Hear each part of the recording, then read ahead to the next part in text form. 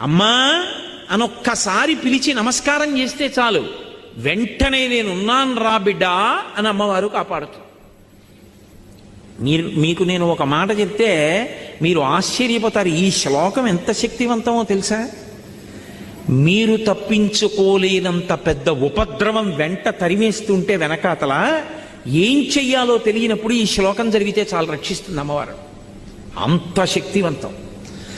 చండీ పరదేవత అనుగ్రహం అంటే అలా ఉంటుంది. అందుకే చండీ చరణవు అని చండీ పరదేవతని స్తోత్రం చేశారు శంకరాచార్యులు వారి ఈ శ్లోకంలో. అటువంటి అమ్మవారి పాదాలు పట్టుకుంటే సంస్కారవంతం చేస్తుంది మనస్సు.